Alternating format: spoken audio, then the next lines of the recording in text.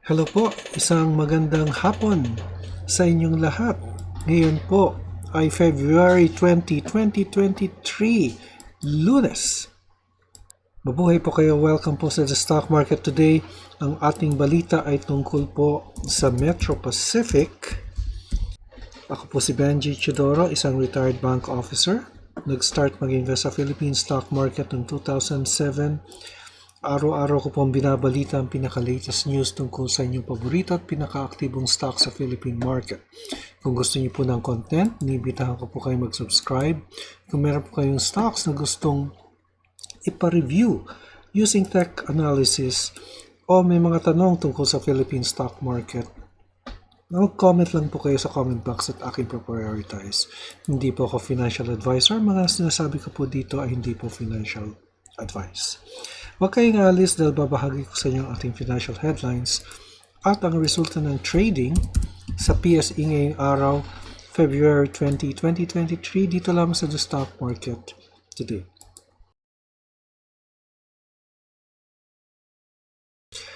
Okay, ang ating balita or headlines rather ay matatagpuan po natin sa video securities. DOF says more aggressive fight versus inflation needed. So probably isussustain yung 50 basis points increase, Elevated inflation seen to persist. Ito po yung the private sector economist ay nagsasabi na 4.9 to 6% for 2023 ang inflation rate. Nickel exploring Davao mining deal. Government plans to sell stake in NLEX, ito po ang ating main news, and tight LNG supply seen persisting until 2025.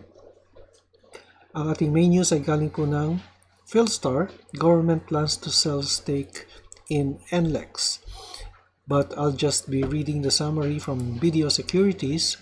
The government is planning to dispose its 3.46% stake in the Metro Pacific Unit NLEX Corporation. The Privatization Management Office is rebidding the $2 million contract for consulting services for the valuation of 649,198 shares in NLEX owned by the national government. The PMO has given interested consultants until February 22 to submit their expressions of interest and eligibility documents. The Marcos administration planned to sell various government assets to bankroll the proposed Maharlika Investment Fund. Ito po ay galing ng Philstar.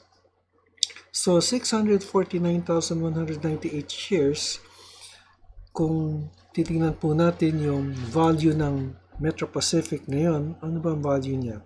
419 at this point, more or less, yun lang ba? 2.72 million?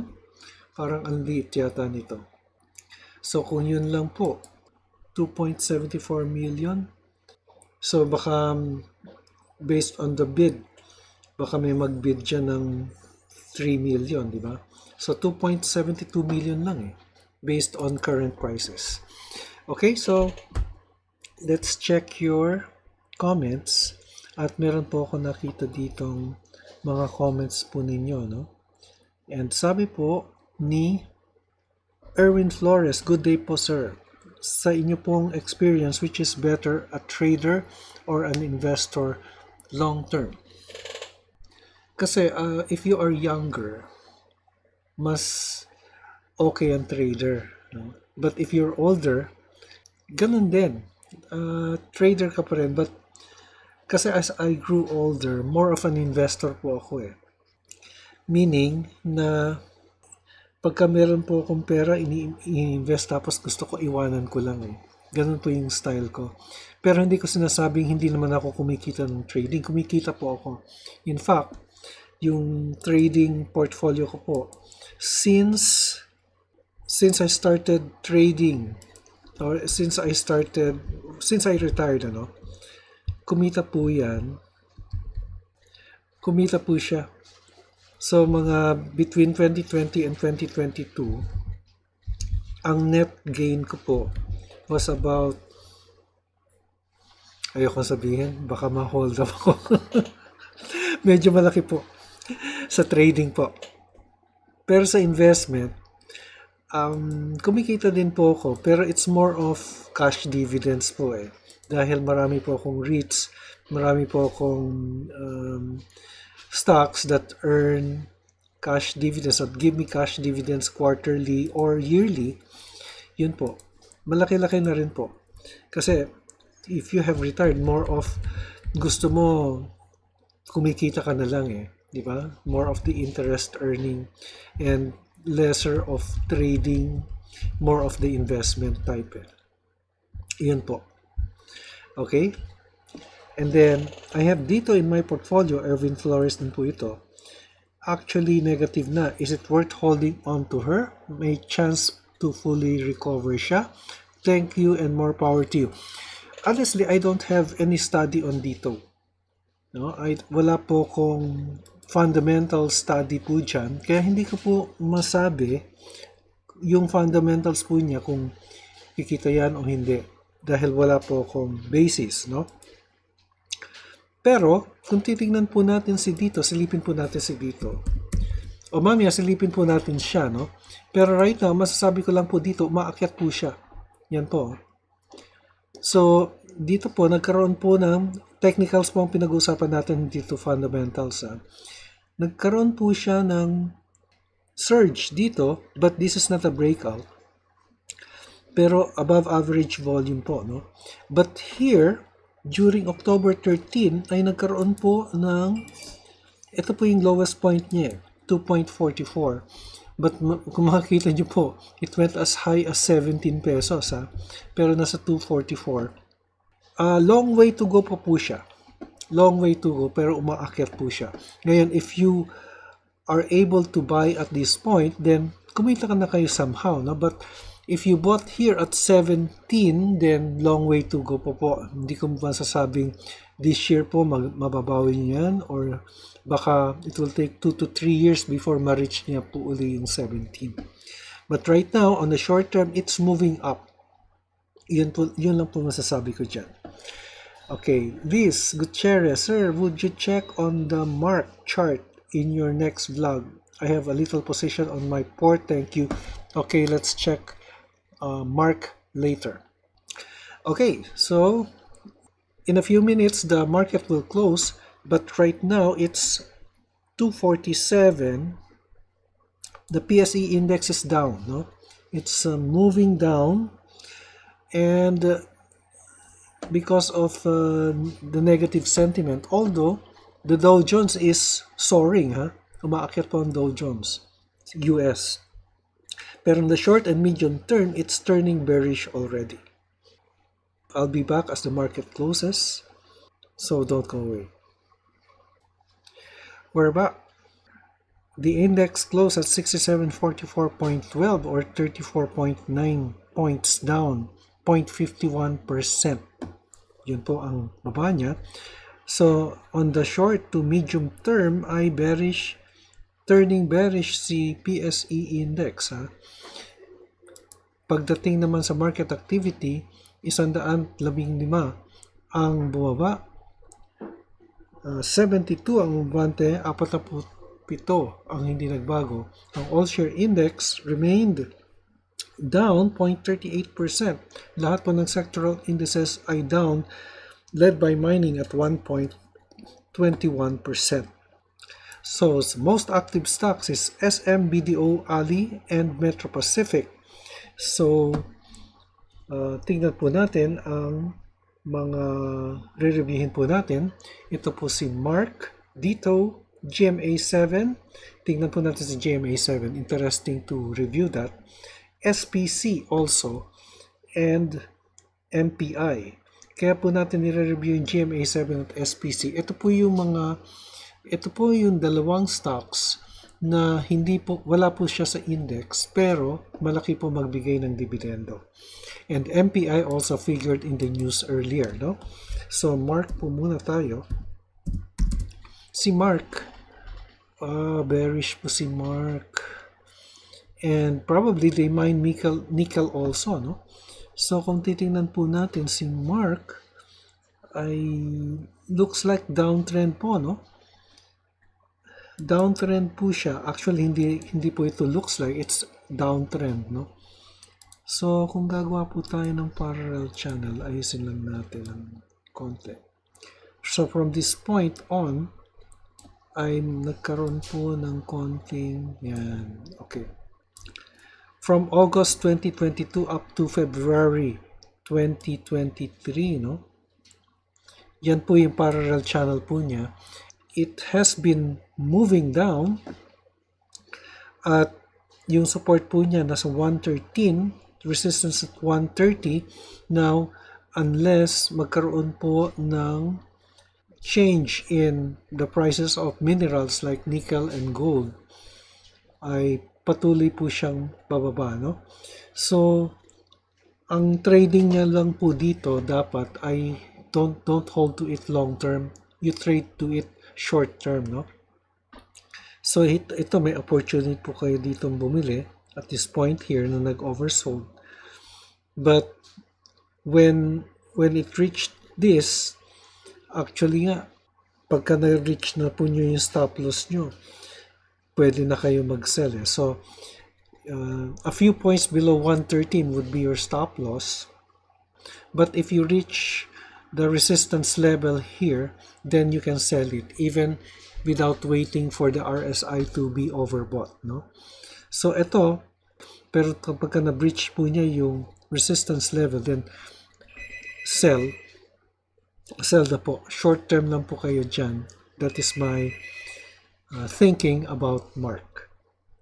Okay, si dito naman, tulad ng sabi ko kanina, ang trading lang po natin dito, kung ako po ang tatanungin, ay short term lang po. Kasi po kung magta-trade po kayo dito ng long term, well, you can bet on dito kung long term investor po kayo, but then again, I have no fundamentals on dito. But if you trade this on the short term, then there are opportunities for dito, no? Ito po, tulad po nito, meron pong surge po dito. And sabi ko po last time when I reviewed the stock last Friday, if you bought the stock last Friday, then maaring kumita po kayo today. Yun po. Kasi in the coming days po, pagka meron po kasi ganitong volume, unusual po yung volume, pero hindi naman tumaas yung stock. Tandaan nyo po na in the following days, tataas po yan. So, it may be the following day, it may be within 2 days. Ngayon po, meron pa akong volume. So, mukhang nagta-taper off na po yung volume niya. So, if you were able to buy the stock last Friday, then maaring kumita na po kayo today. So, ang pinaka-resistance po niya ay nandito po. Ito po. Actually, near resistance level na po kasi siya. Nandito po sa 354 and the support is very near this level. 315. GMA7 naman. Si GMA7 po is one of the non-index stock that gives good dividends. Kaya lang once a year lang po siya magbigay ng dividendo, no? So naka-suspense po si GMA sa inyo, pero meron po capital appreciation, no? So right now it's bullish si GMA, and if you will be drawing a parallel channel, yan po yung borders po niya. Support is at 1217, 1285 naman po ang kanyang resistance. Pero kung titingnan po ninyo, once a year lang po yan magbigay ng dividendo. It was on April 2021, so malapit na po, no? Nagbigay po siya ng 1 peso 35 centavos. And at that time, ang presyo po ng stock niya ay nasa 8 pesos. So, 135 over 8 pesos. That's mga 16, 17%. Not bad, ha? So, maganda po ang GMA7 dahil well-managed company naman po ito. And you're in for the cash dividends and capital appreciation. So, next we have SPC. Alam niyo po yung SPC, actually hindi ko po nabanggit last time, and now it came back to me, no? SPC is also one of the stocks, although hindi po siya nasa index, it's one of the stocks that give good dividends. Parang GMA7, pero once a year din po siya magbigay, every June of the year. Last time, it gave 20 centavos, ano? Nung June. Plus, nung 2022, isa lang, once lang nagbigay, pero noong 2021, twice siya nagbigay, no? 60 at saka 55. So, 20 centavos ng June 2022, pero hindi na nagbigay after that. Anyway, prior to 2022, maganda pong mag-invest dito dahil nagbibigay po ng mga dividend siya. 60 centavos, 40, 60, 1 peso na dito. And dito po is 55, 1 peso 55 centavos. And at this point, 14.30, no? 1.55 divided by 14.3. That's 10.8%. So right now, it's very attractive dahil mababa po, 937. From 14 ay bumaba po siya. But right now, ito po, no, wala po akong fundamentals dito. But historically, it gives good cash dividends. So, ang pinaka-support po niya, let's just plot the support muna. Ha? Ito po. Nandito po sa 904. Then finally, we have Metro Pacific. Si Metro Pacific, nagda-diversify na po siya. Uy, nagkaroon po siya ng a small bounce here, 4.21 na po. But take note ha, umaakyat po siya. At right now ay nagkaroon po ng bounce here. And if we will take a look at the support, nakikita ko po siya dito. Sa 405 ang kanyang pinaka-support. The resistance is somewhere here. Let's do a 1-week chart. Nasa 442 po ang next resistance level. 445 ang next resistance level. Po niya, support and resistance, di po yan exact points. Areas po siya. Okay, so yan po ang ating report sa stock market. Ika-20 ng Pebrero. Ito po si Benji Chidoro. Nagpapaalala, an investment in knowledge pays the best interest. Maraming salamat sa inyong pagsubaybay hanggang sa muli. Stay safe, God bless, and bye for now.